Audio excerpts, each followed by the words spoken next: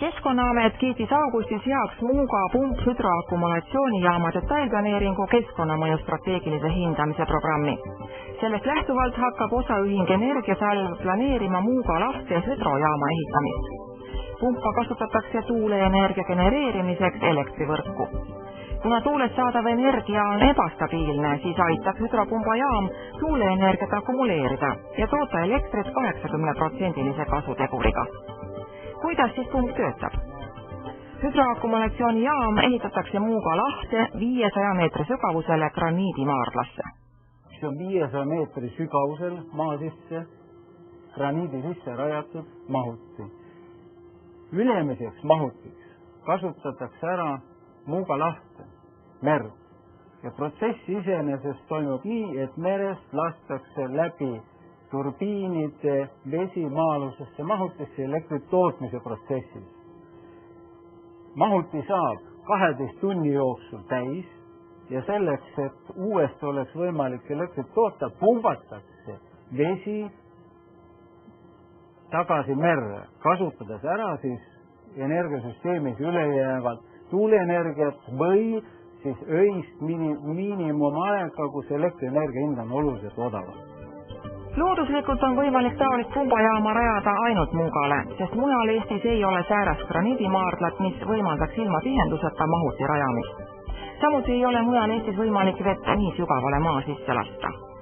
Planeeritud on minna 500 meetri sügavusele ja selline sügavus tuleneb sellest, et suhteliselt väikese vee hulgaga saaks kätte maksimaalse võimsuse ja planeeritud võimsusjaama puhul on 500 megavatti. Ja esialgu on planeeritud mahuti sellise suurusega, et me saaks töötada täisvõimsusega järjest 12 tundi. Tuulepargid ei pea asetsema pumphüdroakumulatsioonijaama juures, sest nii pumbajaam ise kui ka tuulepargid on ühendatud Elering 330 kilovatt põhivõrku. Kui suurt hulka tuulegeneraatorit Eestis näeb? Praegult on arendamisel väga palju projekte. Liiga palju, üle 4000 megavattist. Meie oma arvutustest võtsime aluseks, et Eestis on 1200 megavatti tuuleparke, mis sisuliselt sisaldaks siis 2 meretuuleparki ja olemasolevad maismaatuulepargid. Sest maismaal, oleme ausad, tuuleparkide rajamine on väga selgelt inimesed on vastu, ütleme nii, ja ebasoosing. Aga mere puhul on võimalik viia ta piisavalt kaugele, meie meri on väga madal, nii et sinna rajamise omahind ei tule väga kõrge. Ja nende tuuleparkidega on võimalik katta siis sisuliselt ikkagi kolmandik Eesti vajadus.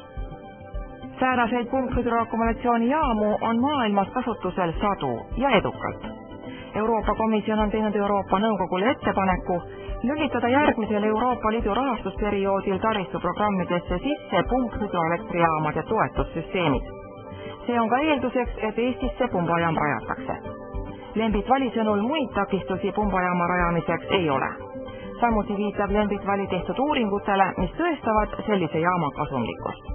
Oleme teinud võrdluse gaasi kasutamiseks, balansseeritud tuule kasutamiseks, tuumajaama ja põlevkivi kasutamiseks.